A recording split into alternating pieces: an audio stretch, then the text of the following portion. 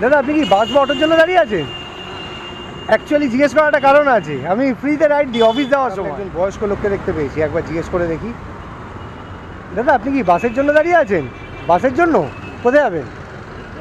হ্যাঁ, কারণ আমি ফ্রিতে পৌঁছে দিই অফিস যাওয়ার সময়। মাঝখানে সপ্তাহখানেকের একটা লম্বা গ্যাপ গেল, মানে এই এক সপ্তাহ আমি ভিডিও করতে পারিনি, আর তার জন্য স্পেশালি আমি সরি বলে নেব আমার এখনও পর্যন্ত সবচেয়ে বড় যে ফ্যান আছে, যে আমার প্রত্যেকটা ভিডিও দেখে, সে হলো মিঠুন প্রামাণিক। ওর কাছে, কারণ ও আমার ভিডিও রেগুলারলি দেখে, পুরোটা দেখে, আর দেখতে চায়ও, রিকোয়েস্টও করে। আচ্ছা দাঁড়াও, এখানে একজন ভাই দাঁড়িয়ে আছে, ওকে একবার জিজ্ঞেস করি। বাসের জন্য দাঁড়িয়ে আছো কি? বাসের জন্য নয়, শিওর? বাস বা অটোর জন্য? অ্যাকচুয়ালি জিজ্ঞেস করার একটা কারণ আছে। বাস থেকে নেমেছি। আচ্ছা ঠিক আছে, চলো।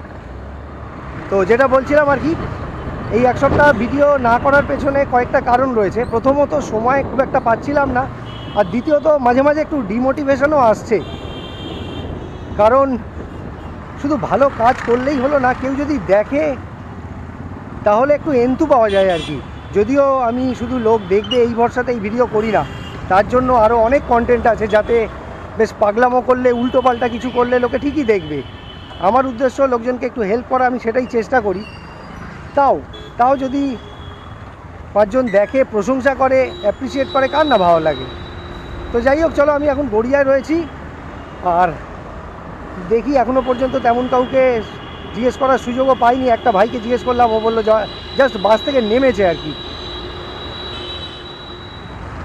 দাদা কি বাসের জন্য দাঁড়িয়ে আছেন? হ্যাঁ, বেলতলা মোটর ভেহিকলস। আমি আপনাকে পৌঁছে দিতে পারি, টাকা নেব না। আমার ভালো লাগে, আমি রোজ এরকম করি। যাবেন নাকি?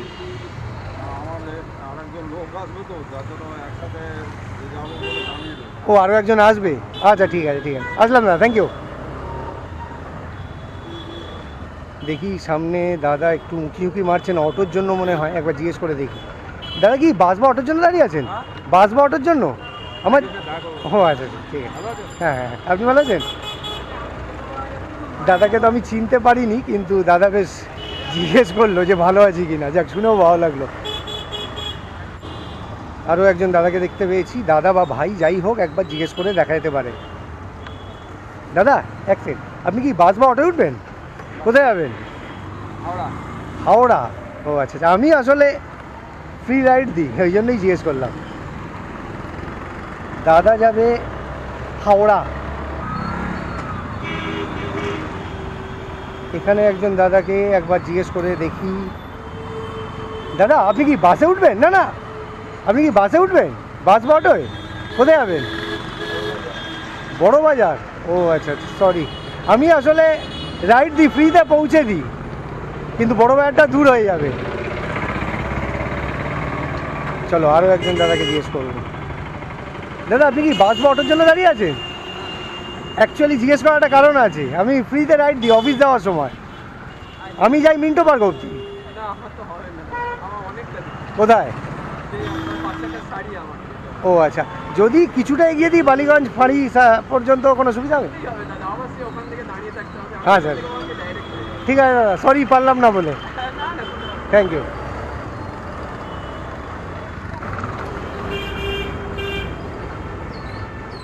দাদা আপনি কি বাস বা অটোর জন্য দাঁড়িয়ে আছেন? বাসের জন্য বা অটোর জন্য? কোথায় যাবেন? Park street? আমি আপনাকে পৌঁছে দিতে পারি, টাকা নেব না। যাবেন নাকি আমার সাথে? যাবেন না? আমি কিন্তু টাকা চাইতাম না, রোজ এরকম করি। আচ্ছা ঠিক আছে, থ্যাংক ইউ। এই একটা ভাই দাঁড়িয়ে আছে, একবার জিজ্ঞেস করে দেখি।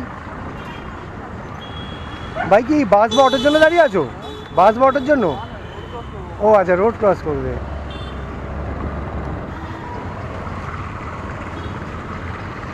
দাদা বাসের জন্য দাঁড়িয়ে আছেন কি? বাসে উঠবেন বলে দাঁড়িয়ে আছেন? কোথায় যাবেন? হ্যাঁ, আমি ফ্রিতে নিয়ে যেতে পারি, টাকা নেব না। কোথায় যেতেন? কোথায়? মৌলালি? এজেসি বোস রোড পর্যন্ত ছেড়ে দিতে পারতাম আপনাকে। ও আচ্ছা ঠিক আছে, থ্যাংক ইউ দাদা। আরও একজন দাদা দাঁড়িয়ে আছেন, জিজ্ঞেস করা যাক। দাদা আপনি কি বাসের জন্য দাঁড়িয়ে আছেন? মানে অ্যাকচুয়ালি জিজ্ঞেস করার একটা কারণ আছে। কোথায় যাবেন আপনি? এন্টালি? পদ্মপুকুর কিছুটা এগিয়ে দিলে কি সুবিধা হবে? আচ্ছা ঠিক আছে। সামনে একজন বয়স্ক লোককে দেখতে পেয়েছি, একবার জিজ্ঞেস করে দেখি। দাদা আপনি কি বাসের জন্য দাঁড়িয়ে আছেন? বাসের জন্য? কোথায় যাবেন? হ্যাঁ, কারণ আমি ফ্রিতে পৌঁছে দিই অফিস যাওয়ার সময়।